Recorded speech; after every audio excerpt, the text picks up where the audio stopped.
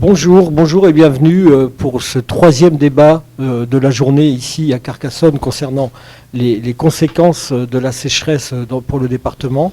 Je rappelle que cette opération spéciale menée par l'Indépendant a déjà commencé hier dans les Pyrénées-Orientales. On avait fait les trois mêmes débats sur les trois mêmes thèmes.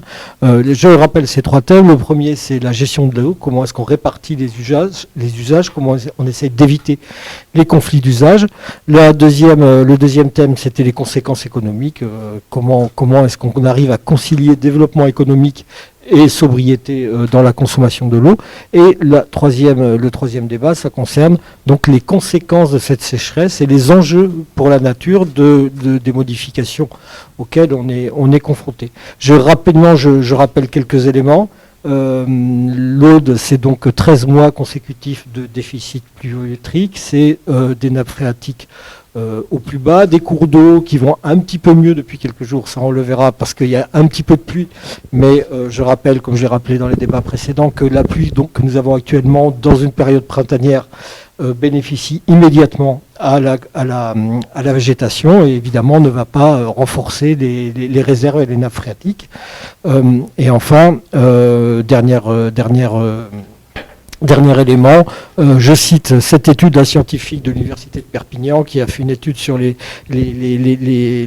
fleuves rivières méditerranéens que sont le Tech, la Glie, l'Orbe, l'Aude donc qui nous concerne là spécifiquement et l'Hérault, mais tous ces fleuves rivières ont exactement les mêmes caractéristiques. Entre 1959 et 2018, on est sur une baisse des débits de ces fleuves de 30 à 40%. Donc sur le temps long, on voit bien qu'il y a une tendance très très lourde.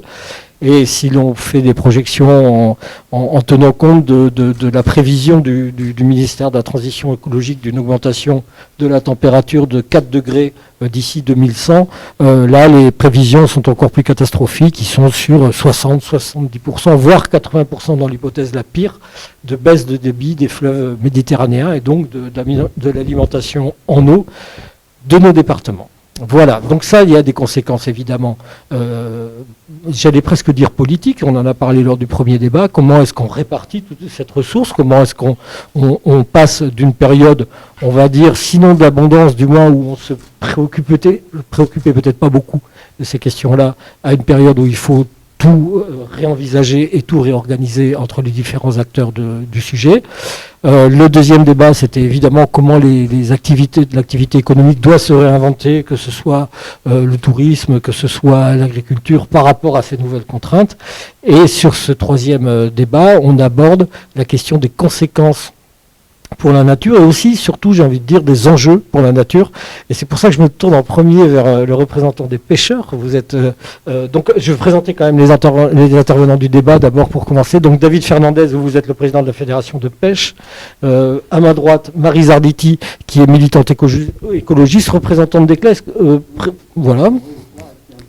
Voilà, et un peu FNE aussi, et Laurent Polony, qui est le représentant de la Chambre d'agriculture de l'eau. Thomas Bonnet, qui devait venir, n'a pas pu venir.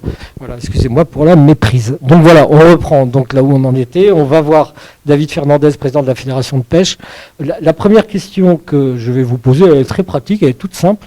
Vous qui en êtes un pratiquant, comment on pourrait évaluer l'état des cours d'eau dans l'Aude aujourd'hui, alors l'Aude évidemment, mais les cours d'eau de manière générale dans l'Aude aujourd'hui.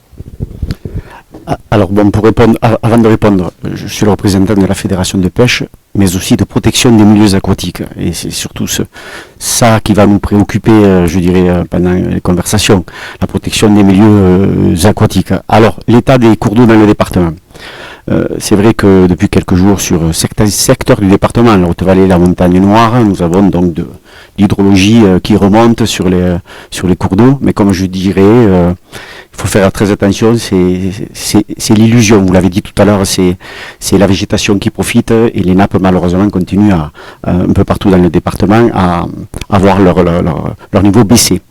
Donc pour la partie Haute-Vallée, Montagne Noire, c'est vrai qu'il y a des précipitations, donc pour l'instant les cours d'eau coule, je dirais normalement, par rapport à la saisonnalité au printemps. Par contre, nous avons de gros soucis côté Corbière, côté littoral, où là on ne voit encore pas ce jour une seule goutte de pluie. Et là on a donc des nappes phréatiques qui continuent à descendre, et donc des cours d'eau superficiels qui continuent aussi à voir leur débit chuter gravement.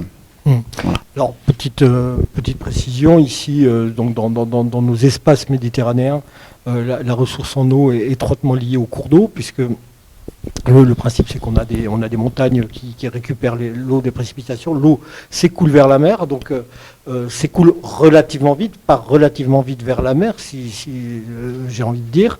Donc ça veut dire que tout cet espace intermédiaire entre le moment où l'eau coule et le moment où elle circule dans nos cours d'eau, c'est extrêmement important. C'est là que se fait l'infiltration, c'est là que se font les captations pour l'irrigation.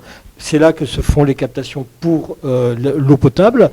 Et donc, quel est l'enjeu pour ces cours d'eau dans cette situation, on va dire, de stress, pour les garder en bonne santé? Qu'est-ce que c'est qu'un cours d'eau en bonne santé? D'abord, pour commencer, qu'est-ce qui est important de regarder pour vérifier la bonne santé d'un cours d'eau?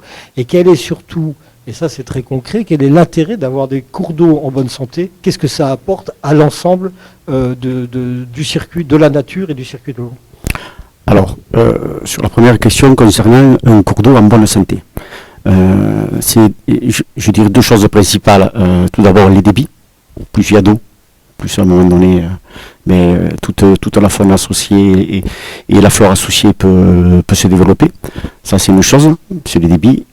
Et la deuxième chose, c'est, je dirais, le transport sédimentaire qui se fait sur ces cours d'eau de la montagne jusqu'à la mer, voilà, qui naturellement se transforme, je dirais, de blocs rocheux en montagne jusqu'au sable à la mer. Voilà un peu ce qu'on peut définir comme un cours d'eau en bonne santé. Parce que, à l'inverse, lorsqu'on a des cours d'eau comme on a actuellement dans le département, les Corbières, je pense notamment à l'Orbieu en particulier, où les débits baissent, on a des problématiques de réchauffement, donc moins d'eau, des problématiques de réchauffement, et derrière, pour aller sur la deuxième question, donc du coup des problématiques de qualité de l'eau, et là qui concerne, je dirais, tout le monde, de l'eau potable jusqu'à tous les utilisateurs, je dirais même les sports de vie qui naviguent, qui sont censés naviguer sur des cours d'eau en bonne santé.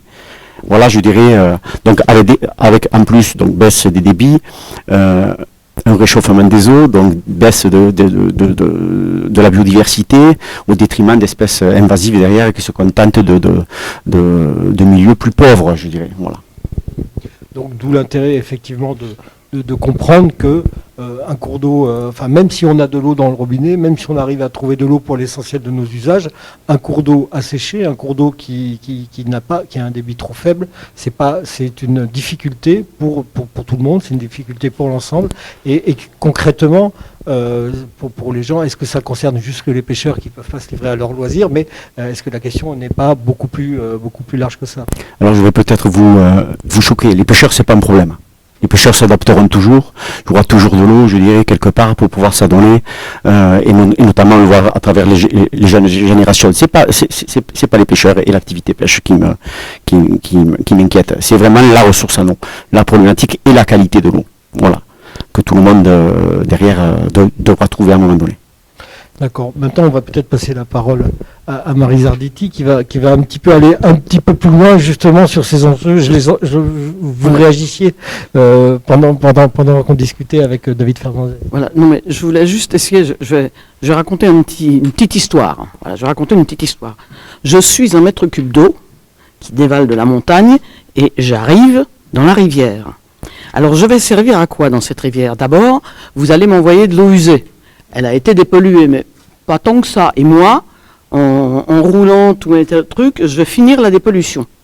Et puis, le long de ces trucs, il y a plein de petits insectes qui vont venir, il y a plein de petits poissons qui vont venir, il y a plein de petits oiseaux qui vont venir. Je vais faire venir la vie tout autour de mon petit mètre cube d'eau. Et puis, un petit peu plus tard, je déborde un peu sur les rivières, et si vous avez des splendides ripisylves et des paysages extraordinaires où vous voyez toute la ligne de la rivière tout le long du truc, c'est grâce à moi parce que je mouille les arbres et ça le permet de les faire grandir et de les faire monter. Et puis ensuite, j'arrive vers la fin. J'ai oublié une étape. Est-ce que j'ai oublié une petite étape Vous n'avez pas oublié Oui. Donc je continue mon circuit, mais pendant que je circule, moi, je recharge les nappes phréatiques qui sont en dessous. Donc ça continue à réapprovisionner l'histoire. Et puis je voudrais quand même dire quelque chose à la fin, parce qu'on me dit souvent, ouais, mais enfin à la fin quand même, le mètre cube, tu pars dans la mer et là tu ne sers plus à rien. Eh bien pas du tout. Parce que quand je pars dans la mer, moi, je pousse l'eau salée. Et si la rivière, elle continue à rejeter d'eau douce dans la mer, eh bien, vous empêchez le biseau salé de monter. Et vous savez ce que c'est le biseau salé? Ça veut dire que toutes les terres qui sont de l'autre côté deviennent inutilisables. Donc moi, mon petit mètre cube dans la rivière, voilà tout ce à quoi je sers. Voilà. Je voulais vous le faire comme une jolie histoire. Oui, bah merci pour la jolie histoire. Est-ce que je peux sortir de mon histoire et raconter et dire un truc tout à fait générique? Parce que quand on dit, alors l'impact sur la nature, c'est quoi? J'ai presque envie de dire, mais attendez, pour savoir quel est l'impact sur la nature, on se met d'accord sur le mot nature. Ou bien, parce que la nature, on peut dire, il y a deux choses. Ou bien on dit, la nature, pour nous les hommes, c'est un superbe magasin de ressources. Elle nous offre évidemment l'air pour respirer, elle nous offre le sol pour cultiver. En dessous du sol, elle nous permet d'aller chercher dans le sol non seulement l'eau, mais aussi tous les métaux rares dont on a besoin, etc. Elle nous offre le vivant, parce qu'on peut aller bouffer les animaux, les tuer, etc. Enfin, cette terre, c'est notre réserve de matières premières et de ressources pour nous les humains. Ou bien, on dit, ah ben attendez, pour moi la Terre, c'est pas ça du tout. Pour moi, la Terre, c'est un lieu de vie. Un lieu de vie, comme l'on dit là-haut, pour les vivants. C'est-à-dire que ce soit pour les vivants végétaux, que ce soit pour les vivants animaux, ou que ce soit pour nous. C'est un lieu de vie. Et vous voyez bien que selon que je donne la première définition ou la seconde, la première définition, la seule chose importante, c'est « faut pas que j'épuise trop vite mes ressources ». Bon, quand il n'y en a pas à un endroit, peut-être qu'il y en aura encore ailleurs, mais le seul problème, c'est qu'il faut faire attention à ce que j'épuise pas trop vite les ressources. Mais l'état du milieu n'est pas important. Ou bien je m'intéresse à la deuxième définition, et je dis la Terre, c'est un lieu de vie. Et il faut quand même se dire que nous, espèce humaine, on n'a même pas 3 millions d'années, mais pour faire ce milieu de vie, il en a fallu 4 milliards. Et c'est tous les autres humains, ou tous les autres vivants, qu'ils soient végétaux ou animaux, qui ont mis des centaines de millions d'années pour arriver à nous créer la Terre telle qu'elle est aujourd'hui. Et donc la question c'est, est-ce que je considère la Terre seulement comme le coffre-fort de mes ressources, ou est-ce que je considère la Terre pour elle-même comme un lieu de vie où moi, je veux pouvoir continuer à vivre, et mes enfants pourraient continuer à vivre? Selon la réponse que vous donnez, on ne va pas dire la même chose sur la nature. Merci. Voilà, c'est assez généraliste. On va revenir à quelque chose peut-être d'un peu plus proche. Voilà. Oui, tout à fait. D'un peu plus proche je vais donner mon micro à Laurent Polony, un petit peu proche de la réalité. Aujourd'hui, les agriculteurs sont aussi dépendants de l'eau et des cours d'eau. Quelle est la situation pour vous aujourd'hui d'accès à l'eau? Je sais qu'il y a une différence entre l'Est et l'Ouest du département, que les problématiques ne sont pas tout à fait les mêmes. Et quel rôle vous jouez à la fois, pas seulement économique, on en a parlé un peu plus tôt dans la journée, mais aussi environnemental dans ce cycle-là que l'on vient de décrire? Bon, déjà je pense que pour rejoindre un petit peu ce que disait Maryse, le plus important, c'est déjà s'accorder sur les définitions. S'accorder un petit peu sur ce qu'est une chose. Après, effectivement, il faudrait là rajouter un philosophe autour de la table pour pigmenter peut-être un petit peu plus les choses. Voilà, tout à fait. Bon, on va rester quand même les pieds sur terre ou dans la terre. Effectivement, il est indéniable qu'entre l'Est et l'Ouest, il y a une grande différence. On en parlait tout à l'heure avant le démarrage. Il a fait beaucoup d'orages, de tonnerre hier soir sur le Narbonnais, et sur certaines parties du Lauragais, il a fait une quarantaine de millimètres. Donc déjà, rien que ça, ça prouve bien qu'il y a une différence. Les conséquences sont que un style d'agriculture est possible sur l'ouest audois, et il ne l'est malheureusement plus sur l'est audois.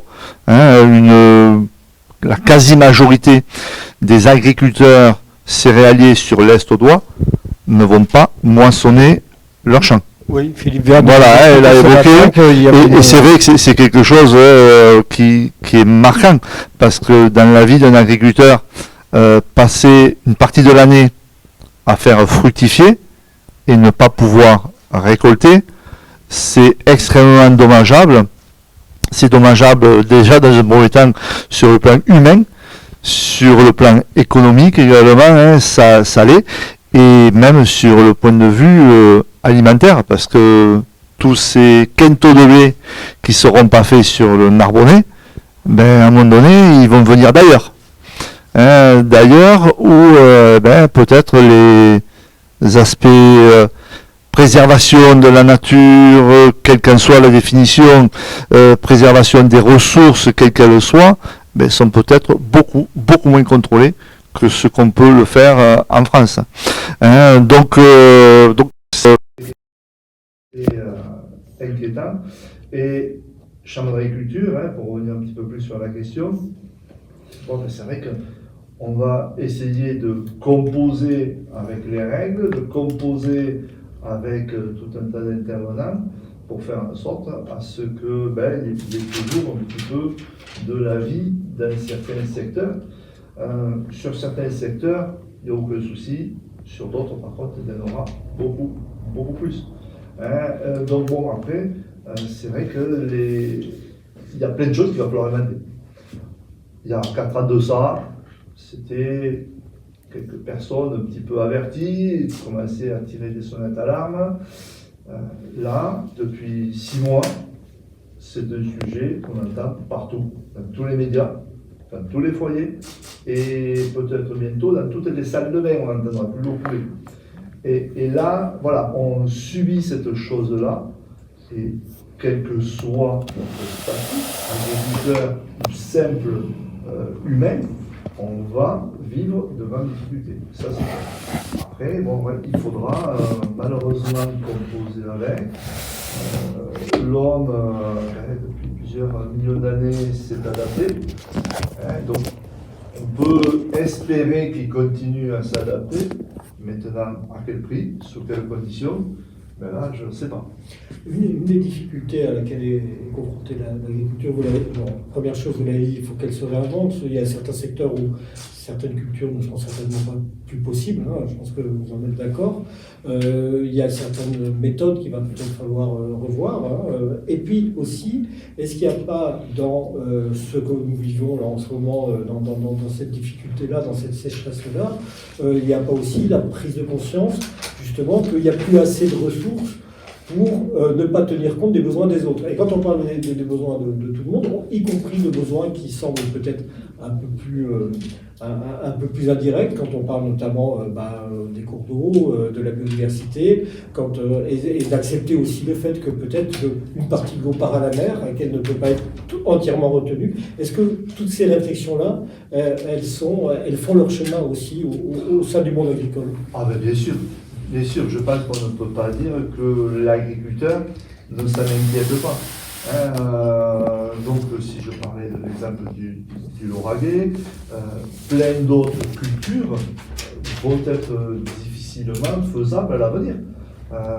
Pour cette année, bon nombre d'agriculteurs qui ont déjà vu leur quota d'eau divisé par 2 ont arrêté de faire certaines cultures. Tant qu'ils continuent à faire certaines cultures, on peut dire c'est moins normal. Mais seulement, certains vont carrément arrêter de faire de l'agriculture. Oui. Voilà. Et là, oui, parce que certes, il faut se réinventer, certes, il faut trouver de nouvelles techniques, certes, il faut accepter cette notion de partage, oui, mais les choses ne se font pas en claquant des doigts. C'est quelque chose qu'on subit. Il y a un début d'année, on ne parlait pas encore de ça. Même si, comme je disais, il y avait beaucoup de voyants qui s'allumaient, on ne parlait pas, on comptait, on espérait, on croyait que... Oui, mais il faut rappeler que la sécheresse, c'est pas de pluie en hiver. Cette année, ce qui est très particulier, c'est qu'il n'y a pas de pluie en hiver, que la pluie d'hiver, c'est celle qui constitue les véritables réserves, que ce soit dans les nappes ou que ce soit dans les retenues d'eau, et que celle qui pleut, la pluie qui vient après, en fait, ne constitue pas de réserve, elle est absorbée par la nature directement, par les végétaux, etc. Donc, la caractéristique de la sécheresse très forte que l'on vit, c'est qu'il n'a pas plu cet hiver. Voilà, oui, c'est clair, mais là aussi, ce qu'il faut bien intégrer, c'est que l'agriculteur va pouvoir se dire, allez, bon, je ne fais pas ça, je vais faire autre chose. Mais derrière cette décision, il y a quand même aussi des conséquences économiques. Et produire, oui, mais le but, c'est pas produire pour produire. Donc, produire quelque chose dont personne ne veut, ou produire avec une tarification, un coût de production exorbitant, alors que de l'autre côté des Pyrénées, ça coûte beaucoup moins cher. Voilà, c'est toutes ces questions-là qui doivent se poser. Et il faut aller vite pour se les poser. Et malheureusement, on est parfois aussi dans une certaine forme d'inertie qui fait qu'on ne peut pas, en claquant des doigts, changer de direction. Non, il faut. Mais oui, de toute façon, à la Chambre, on est en train d'essayer d'accompagner sur ces sujets-là, mais c'est des sujets novateurs. Dire il faut faire telle culture ou telle culture, l'agriculteur, à part avoir le foncier et quelques outils, il n'a pas forcément la technique. Mais dans les structures chambres qui sont là pour apporter la technique, mais c'est parfois tellement novateur qu'il faut former les équipes, il faut trouver de la ressource. Ces choses-là ont malheureusement une certaine inertie et on ne va pas les changer du jour au lendemain. Mais oui, la prise de conscience, elle est claire, il n'y a pas de souci à avoir là-dessus. D'accord, merci. Monsieur Fernandez, on va revenir un petit peu justement au cours d'eau. L'Aude est un département extrêmement varié. On ne peut pas, par exemple, comparer la situation dans le Narbonnais à celle qu'on a dans le Lauragais, on l'a dit, mais aussi sur les contreforts montagneux qui sont que ce soit en Montagne Noire, que ce soit de côté Corbière, etc.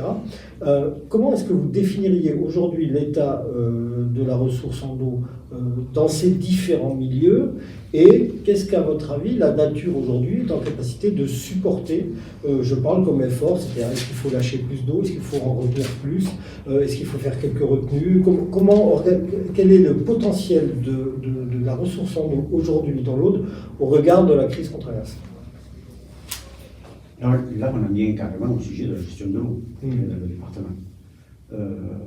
Je parle du point de vue de la nature, là. On va rester là-dessus. C'est qu'est-ce qu'on peut faire sans qu'il y ait de conséquences trop graves ou au contraire inacceptables pour la biodiversité. Je dirais qu'il faut gérer comme un bon père de famille. Mais alors, je dirais sur n'importe quel secteur du département. C'est vrai qu'on a la chance d'avoir certains grands barrages actuellement et qui actuellement se remplissent avec les pluies du mois de mai, en partie. Voilà. Moi, je dirais que, pour en revenir à mon collègue de la Chambre d'agriculture, on a l'avantage dans le département, pour les uns et pour les autres, y compris pour la nature, parce que je l'ai dit tout à l'heure, c'est quand même la base, je dirais, de la consommation de l'eau pour tout le monde. Je le dis, souvent je prends l'exemple du robinet. Tant qu'on voit de l'eau dans les cours d'eau, on est assuré d'avoir de l'eau au robinet. Le jour où on ne voit plus d'eau dans les cours d'eau, on n'est pas sûr que, comme disait mon collègue, demain matin, se levant, on aurait de l'eau au robinet à la salle de bain pour pouvoir se laver le visage. Donc nous, on a la chance dans le département quand même d'avoir, je dirais, déjà une gestion de l'eau et certaines réserves par endroit qui permettent dans l'intérêt général, en travaillant les uns et les autres, de subvenir aux besoins, y compris du milieu. Voilà, qui, je dirais, un besoin primaire, le milieu. C'est un besoin important pour satisfaire encore le reste. Après, c'est une question de volonté. C'est sûr, comme disait mon collègue, les choses ne peuvent pas se faire non plus du jour au lendemain. C'est de l'adaptation. Moi, ce qui m'embête un peu, c'est qu'on n'anticipe pas assez. On sait, il y a 6 mois, on savait, mais déjà on savait, nous, Fédération de pêche, l'année dernière, au mois de mai, on a alerté déjà par des pêches de sauvetage que nous faisions en urgence sur les cours d'eau, le montagne noire, comme la Camousse, dans l'Orbure. On a alerté déjà de la précocité au mois de mai 2022 des problématiques, et c'est pas d'aujourd'hui non plus qu'on en parle. Et on voit un peu partout quand même dans les départements, des chevelus. Les chevelus, c'est des petits cours d'eau qui se jettent dans des cours d'eau un peu plus importants, qui se sont asséchés, déjà qui ont des grosses baisses de débit depuis 5-6 ans, où on alerte aussi, et on n'anticipe pas. Quand vous dites qu'on n'anticipe pas, très concrètement, ça veut dire qu'on a continué à faire quoi, ou qu'on aurait dû arrêter quoi, ou qu'est-ce qu'on aurait dû mettre en place justement pour anticiper un peu plus? On aurait dû s'organiser un peu mieux en amont, les uns et les autres, avec les moyens qui sont dans notre possession, les outils qui sont dans notre possession, pour dire attention, il faut garder de l'eau. Il faut garder de l'eau déjà. Je dirais c'est la nature, on essaie d'avoir aussi à un moment donné pour l'eau potable, on est tous faits d'eau, donc ça c'est une priorité. Il faut garder de l'eau pour les milieux, parce que l'eau qui est dans les milieux sert à l'agriculteur, sert à d'autres activités. Vous avez parlé ce matin de tourisme, on ne va pas faire venir des touristes demain si on n'a pas de... Donc voilà ce que je veux dire, c'est qu'à un moment donné, on a les moyens dans ce département d'anticiper, et nationalement, voilà, j'ai l'impression que les uns et les autres, on attend d'être un peu au pied du mur ou de voir un peu nos intérêts un peu personnels avant de voir l'intérêt collectif. Alors qu'on a le moyen de travailler collectivement. Et je le dis, on y arrivera tous ensemble, sinon on n'y arrivera pas. Voilà. Je vais peut-être donner la parole à Marie, et puis après on reviendra sur... Oui, ce que je voudrais vraiment dire là, c'est qu'il faut réellement qu'on prenne conscience que c'est pas 3 ans pas de chance où il y a eu de la sécheresse, mais après, si on passe ces 3 ans, ça va aller mieux, on a le temps d'avant. Non, on est sur une vague de fond, qui est le réchauffement climatique, qui s'accompagne d'une diminution effectivement des pluies et d'une diminution de la ressource en eau. Donc ce qui est important, vous dites, on n'a pas anticipé maintenant. On n'a pas anticipé jusqu'à présent. Ce qu'il faut, à partir de maintenant, on considère que quoi qu'il arrive, la situation va aller en s'aggravant. Donc, si c'est en perspective, si elle s'aggrave moins vite ou moins, tant mieux. Mais il faut qu'on gère politiquement la chose comme si elle allait s'aggraver systématiquement. D'ailleurs, bon, si Béchu il a proposé 4 degrés, là, c'est pour inquiéter un peu tout le monde. On sera à 2100, on a encore le temps, c'est loin. Enfin, 4 degrés, ça, c'est vraiment très très énorme. Donc voilà, donc, la chose importante, vraiment le vrai cri d'alarme, c'est de dire ce qui se passe aujourd'hui n'est pas un accident de parcours, ça va aller en s'aggravant. Et je voudrais dire à propos de ça, se rappeler que dans la loi, la priorité dans les usages, c'est l'eau potable, à même niveau, l'eau potable, la sécurité, c'est-à-dire les problèmes d'incendie, et l'écosystème du milieu. Et en second plan, les aspects économiques. Donc, ce qui veut dire que quand la situation est à peu près acceptable, il faut absolument que l'eau nécessaire pour avoir un ruisseau normal soit laissée au ruisseau. Après, si à un moment donné, il y en a moins pour tout le monde, ben, même le ruisseau, il y en aura moins. Mais on a dans l'Aude ce qu'on appelle des évaluations de débit nécessaires pour que les ruisseaux soient en bon état. On les connaît, on les a. Eh bien, la chose importante, c'est pendant tout l'hiver, pendant tout le printemps, enfin, chaque fois qu'il y a suffisamment d'eau, il faut que cette quantité d'eau nécessaire pour maintenir le ruisseau en vie y soit. Comme ça, si à un moment donné, au cœur de l'été, on a un peu plus de difficultés, au moins, on lui a laissé une chance d'être en bon état pendant un temps suffisamment long pour qu'il accepte une petite diminution ou un truc l'été. Sinon, si on ne fait pas ça, c'est-à-dire si même l'hiver, quand on dit oh ben l'hiver on va prélever un maximum pour recharger, enfin, etc., du coup à ce moment-là, le ruisseau, il n'y aura aucun moment où il sera en bon état, et là, on est parti très mal. Là, on est au cœur du sujet, je vais vous donner le micro, parce qu'effectivement, si on donne ce débit minimum à chaque cours d'eau, qu'on estime nécessaire justement pour la nature, on est vraiment au cœur du débat, on peut, s'il y a moins d'eau, on va forcément en stocker moins, puisqu'on va en faire s'écouler ce volume minimum. Donc effectivement le stock d'eau, ça concerne essentiellement l'agriculture, c'est l'agriculteur qui en a le plus besoin et la population pour son eau potable. Comment vous vivez cette situation-là et comment vous y répondez? Alors déjà je ne sais pas si ça fait partie des listes prioritaires, enfin des usages prioritaires, mais je pense, moi, avoir entendu dire que quand même les centrales nucléaires sont quand même assez demandeurs d'eau puisque je pense que même les deux gros barrages, Ganguise et Montbel, ont des côtes réservées pour aller refroidir Golfech. Donc il y a des besoins au-delà du côté environnemental, parce que on en est rendu à consommer pratiquement autant d'électricité en été qu'en hiver. Je pense, je ne sais pas vraiment les chiffres, je ne sais pas si Maryse je ne sais pas, ça peut dépendre. Là, je ne saurais pas te donner un D'accord. chiffre, il n'y a pas de... Voilà, bon, mais donc Mais une remarque quand même, c'est que, et Dieu sait que je ne suis pas très favorable aux centrales nucléaires, mais il faut quand même dire que les centrales nucléaires, elles réchauffent l'eau, mais elles n'en absorbent pas tant que ça, elles la rendent réchauffée, pour l'essentiel. Après, celles qui sont en circuit fermé l'absorbent, mais là, elles n'en absorbent pas beaucoup. Mais sinon, elles la réchauffent, ce qui d'ailleurs est un problème extrêmement dangereux pour les rivières, parce qu'une fois qu'elles l'ont réchauffée, l'autorisation c'est de 3 degrés ou 4 degrés. Dès qu'il fait plus chaud en canicule, l'État dit bon d'accord, ils pourront faire 5 ou 6 degrés, et à la fin, on a un ruisseau qui est en train de crever de chaleur lui aussi. Ça vous quoi, de toute façon, il bout, voilà, donc moi, j'entends un petit peu tout ça, bon, qu'il faille réserver de l'eau pour la nature, pour l'environnement. Et Dieu sait si, puisque donc au-delà d'être élu, je suis agriculteur, et plus précisément apiculteur. Donc les apiculteurs sont évidemment les premiers concernés par la question. Voilà, mon métier, mon gagne-pain. Tourne autour de ça, de cette diversité, cette nature. Donc oui, je ne veux pas dire qu'il ne faut pas.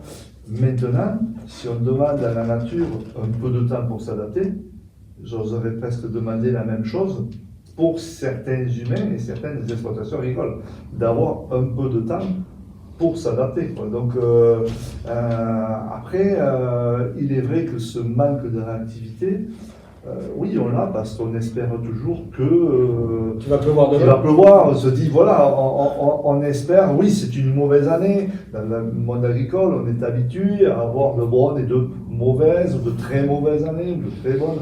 Voilà, donc c'est un petit peu des effets un petit peu cycliques. Mais là, effectivement, je pense qu'il y a l'année 2023 qui se profile, risque d'être effectivement un électrochoc sur ces conséquences-là. On faisait qu'en parler, maintenant on le vit. Et là, effectivement, il va y avoir plein de prises de conscience. Mais comment va se faire le partage, comment va se faire cette fameuse répartition entre tous les usagers, tous les consommateurs d'eau, là, il est vrai que oui, ça va être compliqué. Ça va être compliqué. J'oserais dire, on nous dit que dans quelques années, nous serons l'Andalousie française. Donc bon, déjà peut-être essayer d'aller voir un petit peu quel style d'agriculture, comment sont gérés, même si peut-être c'est peut-être pas le bon exemple, mais certaines parties du monde vivent au Chili, il pleut une fois tous les 10 ans, certaines parties du monde. Ils ont donc peut-être inspirons-nous un petit peu comment ces gens-là font. Ils font des choses bien, ils en font des très mal, donc essayons d'être intelligents, de prendre les bonnes choses et d'éviter de faire les mauvaises. Et comment économiquement est-ce que le pays du coup ne va pas trop s'appauvrir et tout ce qui va avec, quoi. Donc c'est un domino qu'on pousse et il y en a plein d'autres derrière, quoi. Donc voilà, est-ce qu'il vaut mieux qu'il y ait un petit peu plus de vie autour d'un ruisseau ou qu'il y ait un petit peu plus de nourriture abordable dans l'assiette? Voilà, donc en vrai, il va y avoir ces questions-là qui vont se poser. Oui, très clairement, il y aura des choix. Elles vont se poser, il va y avoir des choix à faire. Et bon, oui, de toute façon, comme disait une personne, c'est un bâton merdeux. Quel que soit le bout par lequel on le prend, on va s'en mettre plein les doigts. Donc il n'y aura aucune décision qui sera bonne. Parce qu'on est dans une forme de gestion d'urgence. On gère non pas du positif, mais on va gérer du négatif. Et ça va être compliqué. J'ai une question qui concerne les cours d'eau. Une des explications qui est souvent donnée en premier pour pallier le manque d'eau, on a un petit peu, évidemment, nous à l'INDEP, la perspective de ce qui se passe dans les Pyrénées-Orientales, qui sont les pauvres en première ligne et qui sont en train d'expérimenter des traumatismes qui vont certainement se diffuser dans beaucoup d'autres départements comme d'autres. Alors le premier réflexe, c'est de dire qu'il faut récupérer les eaux usées.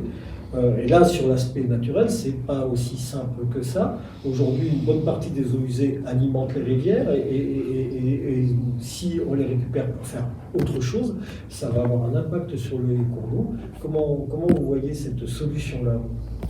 Ouais. En fait, ce que vous posez comme question, sur les eaux usées peuvent faire partie des solutions, mais à un moment donné, les choses, on ne peut pas être ni contre ni pour totalement, ni contre totalement. C'est à étudier au cas par cas. C'est vrai que sur des petits cours d'eau, je veux dire, quand vous enlevez la station d'épuration qui fonctionne plus ou moins, comme disait Maryse, mais derrière, vous enlevez le peu de débit qu'il y a au cours d'eau. Maintenant, sur des gros fleuves ou sur des zones côtières ou autres, voilà, ça pose moins de soucis. Donc là, c'est au cas par cas. Plutôt les stations d'épuration des grandes stations, des grandes villes et des grandes agglomérations du littoral qui sont intéressantes parce que elles sont vraiment en bout de chaîne et puis qu'elles concernent beaucoup d'habitants. Tout à fait. Mais sous cette question-là, c'est la question, y compris pour l'environnement, du stockage de l'eau. Je dirais que la nature est résiliente, elle est bien faite. Et on parle des zones humides. On a de grosses zones humides dans le département, sur tous les territoires, les bassins versants du département. Déjà, il y a un travail qui est fait, mais il faut accélérer ce travail sur la conquête des zones humides, les drainages qui ont été faits à l'époque. Voilà, il faut revenir en arrière. Tout ça, les zones humides, ça joue un rôle d'éponge. Ça capte l'eau qui va à un moment donné tomber sur plus et la rendre au fur et à mesure que l'été avançant, l'étiage avançant, la nature en aura besoin. Il y a ça, il y a la perméabilisation des sols. Ça, je crois quand même que c'est aussi un travail. Il y a la question en agriculture aussi sur les, quand même, qui retiennent, qui limitent le vent, qui limitent l'assèchement des sols. Voilà. Il y a quand même des possibilités naturelles de stockage. Voilà. Donc ça, je pense que là, on y est dans le court terme, c'est ça qu'il faut travailler. Ce matin, oui, pour la nature. Donc, encore une fois, la nature, lorsqu'elle fonctionne, un cours d'eau, lorsqu'elle fonctionne, elle rend d'immenses services à tous les utilisateurs. Ce matin, on a évoqué la solution des retenues collinaires, qui est une solution qui est travaillée aujourd'hui par la Chambre d'agriculture. Quel est votre regard, vous, concernant cette solution-là et sur les conséquences pour le milieu naturel? Je ne sais pas si je vais répondre dans le sens que vous souhaitez. Je sais pas, je souhaite pas. Non, mais je dirais, on ne peut être, moi personnellement, et le milieu de la pêche en général, puisque j'ai des fonctions aussi au niveau national et l'état d'esprit est le même qu'au niveau de notre département, on ne peut ni être pour une cause non plus, c'est au cas par cas. Voilà. Privilégions les enjeux, les possibilités naturelles de stockage où on est sûr d'avoir de la qualité derrière. Et là où on ne peut pas stocker pour X raisons, et là où on a des problèmes, où le monde a des problèmes, ben oui, pourquoi pas une retenue collinaire, bien sûr. Je pense que dans les corbières, à un moment donné, il faudra se poser la question si naturellement le karst ne peut plus stocker de l'eau, alors que naturellement il peut stocker de l'eau. Donc, mais oui, bien sûr, au cas par cas, pourquoi pas. Voilà. Mais il faut quand même mesurer où on le fait, pourquoi on le fait, dans quelles conditions.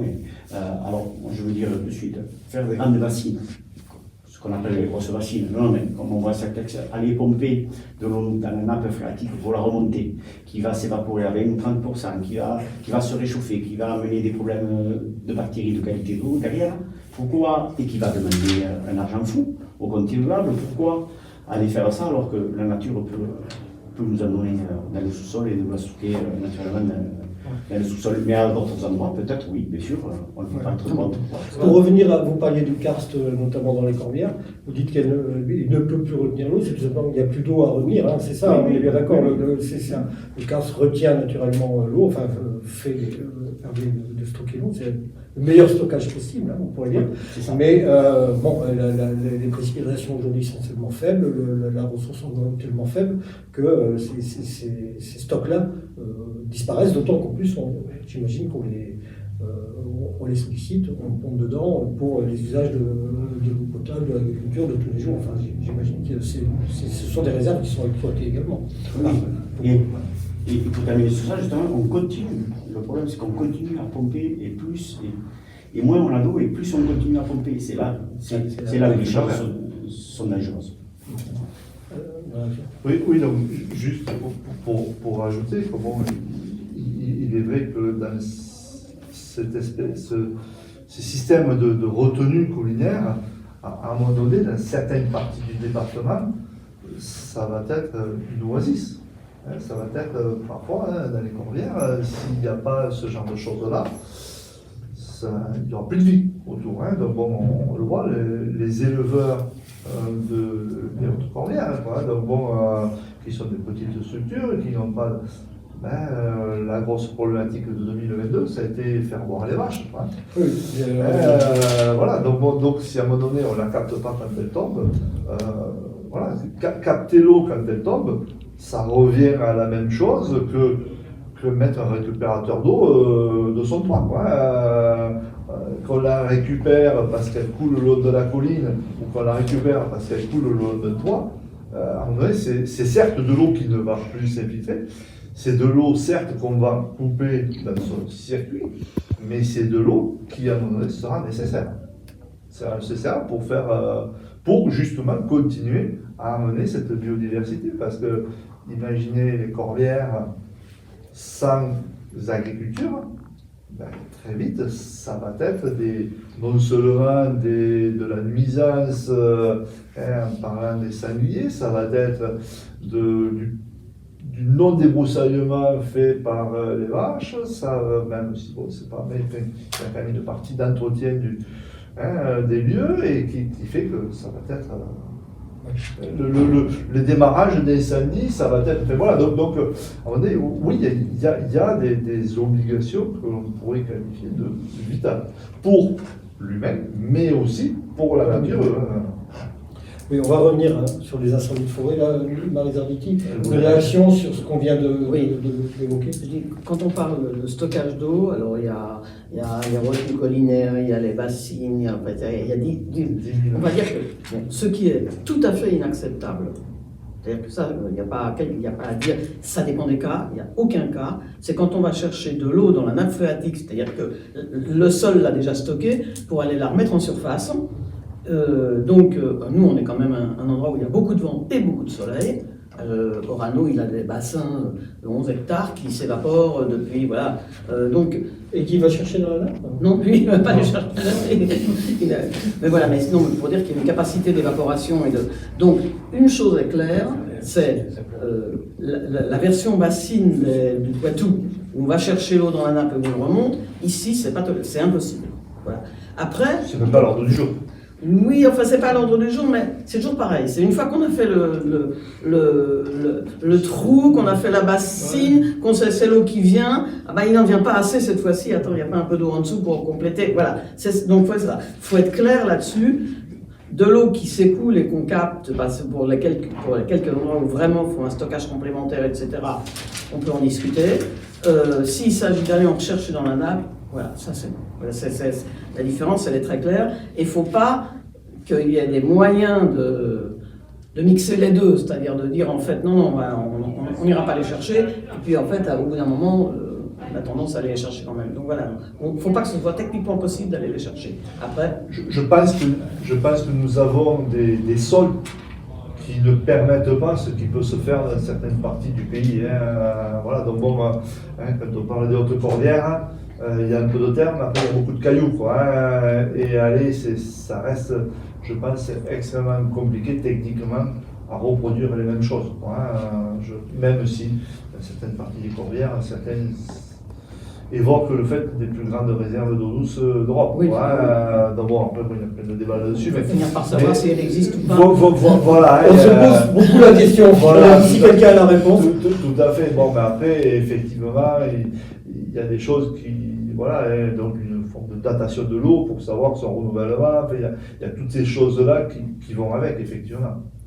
Ne faisons pas l'exemple que je prenais tout à l'heure, ce qu'ils ont fait en Andalousie, où ils ont fait une gruyère. Voilà, donc, et là, ils ont tout pompé, et effectivement. C'est bientôt, attendez, en Andalousie, c'est bientôt fini, parce qu'ils ont commencé à vider leur nappe phréatique, Et dans la situation actuelle, comme il n'y a plus assez d'eau dans les nappes phréatiques là, pour faire leur mer de plastique avec des fraises en dessous, celles qui nous vendent, eh bien... Et qu'on achète. Et qu'on achète et qu'on mange. Oui, enfin, au bout d'un moment, on ne les mange plus parce qu'ils n'ont pas de goût. Donc, à ce prix-là, c'est même pas la peine. Du coup, ce qu'ils sont en train de faire, c'est qu'ils ont réussi à dire, eh bien, on va aller pomper l'eau dans le parc de Doñana. Le parc de Doñana, c'est une des réserves les plus extraordinaires de toute l'Europe, au niveau zone humide, au niveau diversité d'oiseaux, de machins, etc. Et ils sont en train de se dire, puisqu'il n'y a plus, là où on pompait, il n'y en a plus, et bien on va les pomper sous le parc de Doñana. Donc il y a des gens qui sont en train d'attaquer à l'Europe pour qu'ils empêchent de faire ça, parce qu'ils vont tuer la réserve. Quoi. Voilà, donc on voit bien ce qu'il ne faut pas faire. C'est déjà, d'autres l'ont fait avant nous, et on voit les erreurs à ne pas faire. Donc au moins, c'est déjà ça. Juste, je voulais aussi continuer sur ce qui a été évoqué, c'est les eaux usées, le réemploi de ces eaux usées. Alors ça, c'est peut-être que personnel, mais je reste assez réservé là-dessus.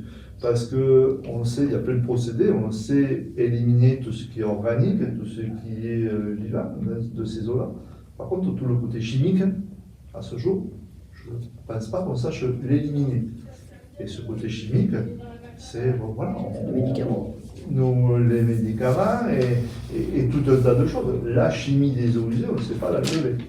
Donc, quand c'est pour l'utiliser pour je ne sais quoi, peut-être, puisque même on vous dit qu'il faut l'utiliser, mais pas en aspersion, uniquement en goutte à goutte. Mais si on l'utilise pour aller éteindre les feux d'incendie, ça a été évoqué. Alors on va mettre partout. Mais voilà, il y a un moment donné où c'est qu'on met les priorités. Et je pense que si malheureusement on en arrive à une situation de plus que crise, peut-être qu'on essayera de faire non pas ce qui est bien, mais ce qui est le moins pire. D'accord.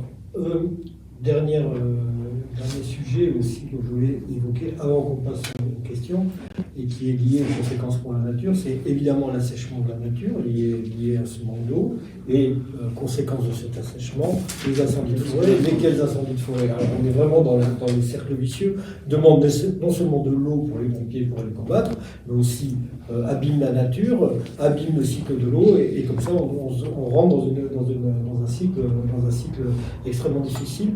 Un mot justement de la situation, on va dire, du milieu naturel aujourd'hui dans l'Aude par rapport à cette sécheresse et par rapport à ce risque-là d'incendie qui se produit. Juste un mot, parce que ce matin j'étais en Coderst, on parlait de toute autre chose, mais de toute façon, il y a une discussion qui s'est entamée en demandant est-ce que l'OFB fait quelque chose là-dessus. On a dit non, c'est le SDIS. Effectivement, on a appris que le SDIS, l'OFB et un certain nombre d'organismes du même genre essayaient de commencer à voir où c'est qu'ils pouvaient faire des réserves d'eau en cas d'incendie dans l'Aude, et avec l'idée évidemment que si on a une surveillance extrêmement forte et qu'on voit le début d'incendie au tout début et qu'il y a tout de suite, on peut arriver à les contrôler. Voilà. Il y a un ratio heure et hectare. Absolument. Voilà. Et donc du coup un renforcement de toutes les tours de garde de l'été qui sont indispensables, ça c'est. Le département était là, mais c'est lui qui s'en occupe, de manière à effectivement faire que s'il y a des démarrages, vraiment les trucs interviennent tout de suite. Je pense que par rapport à ça, et j'ose l'espérer, il y a quand même une réelle prise de conscience des institutions, des habitants, des citoyens. On a vu ce qui s'est passé l'année dernière, on voit ce qui se passe maintenant et même depuis quelques mois dans certaines parties du monde. Je pense que vraiment ça parle et je pense qu'il y aura une grosse vigilance par rapport à ça. Enfin, j'ose l'espérer, quoi. Et que peut-être, et c'est vrai que là on va toucher un petit peu le côté économique, interdire certains massifs, oui,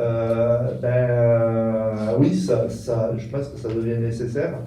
Mais bon, il est clair que derrière, il y aura des conséquences économiques tout comme interdire ou réduire les sports d'eau vive. Oui, il y a des conséquences économiques, il y a des gens qui du coup vont être obligés de faire autre chose, il y a des investissements qui ont été faits inutilement. Oui, de toute façon, c'est des choses où peut-être si on avait été lucide, on aurait pu mieux les anticiper, ça a été dit et redit. Mais voilà, l'être humain il est, voilà, on est, voilà, quelles que soient les erreurs et qui ait pu les faire, ça entre guillemets, c'est fini, arrêtons ça, et maintenant mettons-nous ensemble pour aller dans le sens de sauvegarde. On est, je ne veux pas reprendre des propos, mais on est véritablement en état de guerre contre ce manque d'eau. Oui, il faut qu'on s'unisse tous pour pouvoir faire face à ça. Il n'y a pas de souci là-dessus.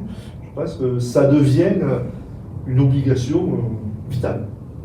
On parlait de l'interdiction de certains massifs, de certains espaces naturels. Est-ce que vous pensez, M. Fernandez, ça peut participer à la prise de conscience aussi? Parce que quand on interdit les massifs, il y a une action effectivement sur l'économie touristique, mais il y a d'abord la personne à qui on interdit le massif, c'est la personne qui voulait s'y rendre, que ce soit un touriste ou que ce soit un habitant du département. Et est-ce que finalement, à travers ce genre de mesures aussi, on ne fait pas progresser l'idée que il y a une certaine période de facilité qui est terminée et qu'il faut faire attention? Personnellement, je suis contre les interdictions. Donc je pense que la communication, l'échange, les explications, l'éducation à l'environnement, on le voit, on fait la fédération de pêche tous les jours. C'est là, je dirais, le vrai combat, voilà, avec les problèmes d'enjeux sur l'eau à venir. Donc les interdictions, personnellement, je ne pense pas que ça mènera beaucoup de choses à part des frustrations. On le voit, on le voit déjà sur l'enjeu de l'eau. Lorsqu'on interdit, sans avoir expliqué, c'est là que ça devient très compliqué. Voilà. Mais c'est souvent... Justement, sur cette acceptabilité des adaptations qu'il faut... Il y aura des moments où on n'aura pas le choix. C'est-à-dire, quand on prend le pied du mur, on dit là, si on laisse les gens entrer dans ce massif, dans 3 jours, c'est bon, quoi, on a un incendie sur la clave.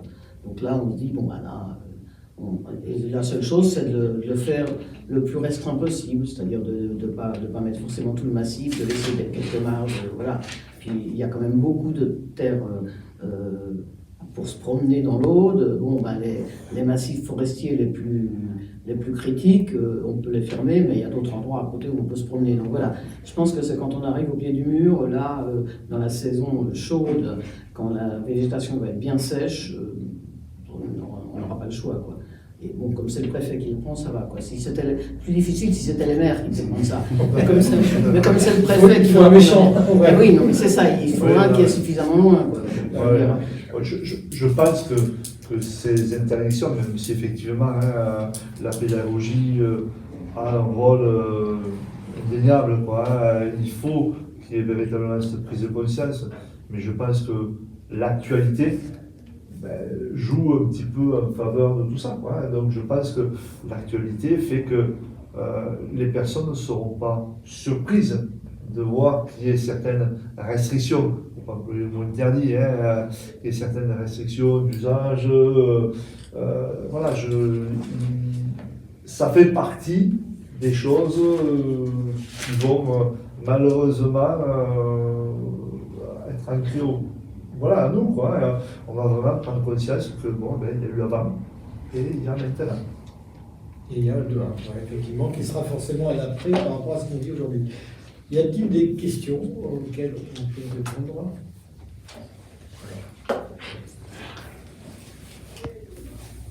Je suis d'accord.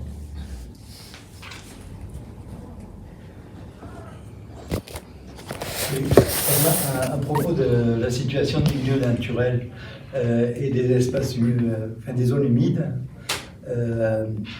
que pensez-vous des problèmes, par exemple, des étangs, en particulier celui de la Palme ces dernières années, où on le retrouve dans un état où la survie dans ce milieu de poissons est en jeu, tout simplement parce que on refuse toute action humaine de faire pénétrer de l'eau de mer en dégageant un petit peu l'estuaire. Enfin, l'estuaire, ça s'appelle comment? Le gros, pardon. Oui. Parce que on a depuis enfin, on a vu l'étang de la Palme l'an dernier déjà, mais l'année d'avant encore pire. Pratiquement, il y avait presque plus d'eau. Et la mortalité, apparemment, il n'y a pas eu une très forte mortalité, mais si ça continue comme ça, on va se retrouver avec un étang qui va disparaître, enfin qui, à des périodes, n'aura plus de vie du tout, sans compter toute la faune avicole, qui, on l'a vu d'ailleurs avec la reprise des salins, on a revu la vie, parce qu'on pompe de l'eau de mer pour le mettre dans les bassins. Et on a revu la vie dans l'étang de la Palme qui avait disparu avec la fin des salins. Et là, c'est bien l'action, on pompe bien de l'eau mécaniquement pour la mettre dans des bassins. Qui veut répondre à cette C'est peut-être Marie, non? Oui, enfin, c'est un petit peu compliqué. Là, de toute façon, les salins, il faut le dire, c'était une des activités économiques favorables grosso modo favorables à la biodiversité et à la nature. Alors, sur certains aspects, puisque finalement c'était favorable pour certains oiseaux, et pas pour d'autres, ça dépendait de la hauteur d'eau. C'était pas favorable pour les plantes quand on a rediscuté pour savoir comment on allait traiter les salins qui sont à côté de Port-la-Nouvelle, à l'île Sainte-Lucie, et toute une discussion pour savoir est-ce qu'on laisse la nature faire, est-ce qu'on revient, est-ce qu'on met ça d'eau et à ce moment-là on favorise tel oiseau, si on met ça d'eau on favorise un autre oiseau, si on met ça d'eau on favorise telle plante, sinon hein. Donc voilà, donc il y a eu une très très grosse discussion puisque là les salins n'existaient plus, donc on pouvait les remettre un peu en état comme on voulait. On a essayé de faire au plus simple, d'ailleurs, je crois, à la fin. Mais effectivement, c'est toute la question. Alors, il faut quand même savoir une chose, c'est qu'à long terme, tout étang est condamné à disparaître parce qu'il va se tomber. C'est l'état normal de Boutière qui a analysé tous les étangs, etc. C'est l'état normal, la vie normale d'un étang. Alors, il mettra peut-être 3 siècles. Hein. Alors, c'est idiot, on ne va pas essayer de l'accélérer en 20 ans. Mais je veux dire, c'est un état historique. C'est normal. Voilà, après, est-ce que, alors, il y aurait quelqu'un, je vois mal, il y a un gros, il n'y a pas de gros dans l'étang de la Palme. Si, il est à la Franquie. Ah oui, c'est celui qui... Oui, c'est celui qui alimente tout l'hiver. Chaque fois qu'il y a... tout l'hiver, quand il n'y a pas le cerf, l'hiver, l'étang se remplit, mais vraiment, simplement par le gros. C'est le gros de la Franquie. C'est-à-dire ce qui coupe la plage de l'été de la Franquie, on peut marcher, mais l'hiver on peut traverser, mais on a de l'eau jusque-là. Tout simplement parce que c'est en train de remplir l'étang de la Palme. À chaque marée, entre guillemets, hein, même, parce qu'il y a quand même des marées en Méditerranée, à chaque marée et à chaque vent d'est, l'étang se remplit. Mais avec l'évaporation, avec l'augmentation de la température, on a un niveau d'évaporation qui est considérable et très inquiétant. Le problème va jusqu'à la station d'épuration qui ne fait pas très bien son boulot à La Palme, et on voit à la sortie de la station d'épuration tout un nouveau dépôt de vase qui ne se répartit pas et qui ne s'absorbe pas. Bon, là, je sais qu'il y a un comité qui s'occupe de cette histoire précisément pour savoir quand on ouvre le gros et quand on ne l'ouvrira pas. Il y a un comité où il y a des tas de gens. Moi, je ne suis pas parce que je ne suis pas à ce détail-là, mais il y a quelqu'un de d'autres associations qui y est. Donc, je ne sais pas, vous devez pouvoir y participer, vous faire entendre à ce moment-là en fonction des... Oui, parce que c'est une inquiétude qui est souvent manifestée par tous les gens qui s'intéressent à cet environnement, on a rarement vu à sécher pour aller marcher jusqu'au milieu de l'étang et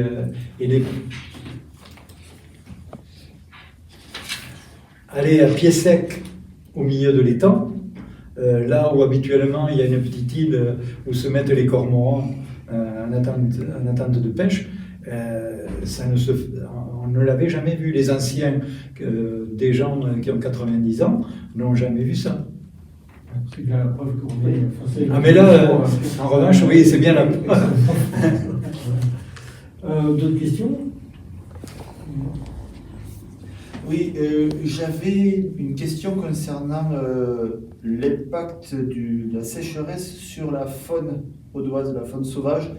Alors, je pense notamment aux populations de poissons, puisque lors de la dernière Assemblée générale de la Fédération de pêche, il avait été évoqué les sauvetages qui avaient déjà été mis en place l'année dernière, et le fait que cette année, très certainement, on ne pourrait pas sauver des poissons partout. Donc ma question est de savoir si déjà concernant la population de poissons, il y avait des risques de disparition concrètement dans l'Aude en raison de cette situation. Je vais prendre, oui, tout à fait. Et la situation s'aggrave, il y aura encore des risques encore plus importants pour certaines espèces. Je vais prendre l'exemple des espèces. Une migratrice qui est la lose, qui vient de se reproduire dans le fleuve Aude. Et il faut savoir qu'après le Rhône, quand même, moi quand j'ai été aux affaires au niveau de la Fédération de pêche, j'ai appris ça. Après le Rhône, l'Aude est le deuxième milieu où la lose vient se reproduire en quantité. Donc la lose, oui, la lose risque de disparaître, malheureusement, à cause de ces problèmes de sécheresse. Il y a un poisson dont on parle malheureusement pas beaucoup, mais qui lui a connu des problèmes déjà l'année dernière et ça va s'aggraver, et pour lequel on est inquiet, c'est le barbeau méridional. Voilà, c'est un petit poisson d'eau douce très prisé par nos anciens pêcheurs. Combien de fois j'ai entendu nos anciens dire d'aller faire une friture de barbeau, mais qui est vraiment un poisson qui se retrouve uniquement sur le milieu méditerranéen, comme indique son nom, et qui est en train de disparaître sur certains cours d'eau, côtiers, corbières justement. Et là, dessus, on a une vigilance extrême. Il y a ça, et puis il y a, je dirais, avec ce réchauffement climatique, la baisse des débits sur le cours d'eau, si ça continue comme ça, on a la truite farue méditerranéenne chez nous, qui aussi commence à perdre du terrain. Et là, ça nous inquiète. Donc, la fédération suit de près ces problématiques. Elle intervient d'ailleurs régulièrement sur le comité gestion eau de manière à apporter ces éléments de terrain.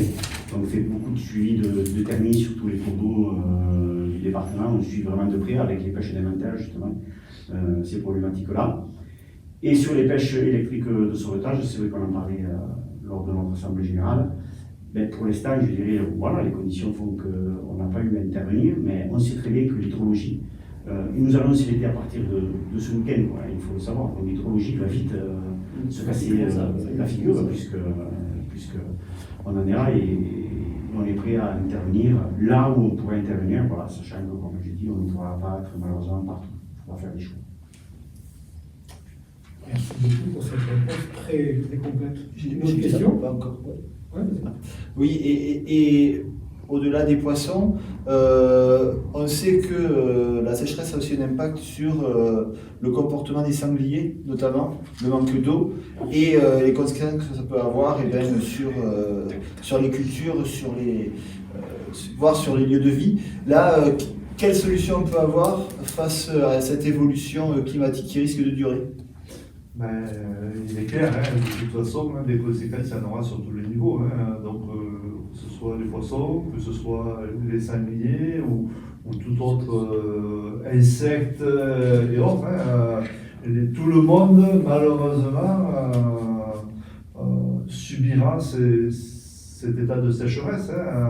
Les sangliers, on sait, ils vont aller se jeter sur les grappes de raisin pour aller chercher un peu de fraîcheur, un peu d'eau. Après, peut-être aussi que du coup, la nature étant mieux faite, il y aura une forme de régulation des naissances et que peut-être il y aura un petit peu moins de pression liée à ça, quoi. Donc bon, voilà, donc mais là après, je pense que savoir qu'il y aura des impacts, c'est clair, il y en aura. Maintenant, lesquels, à quelle hauteur et quels seront les principaux touchés, ben, on le verra au mois de septembre, octobre. Malheureusement, c'est assez difficile de prévoir ce tas de choses. Mais c'est clair qu'il y aura des impacts. C'est clair.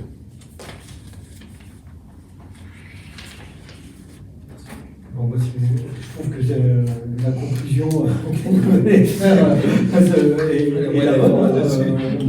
On a clairement organisé ces journées pour justement être dans une logique d'explication, de prise de conscience, d'échange aussi de différentes problématiques.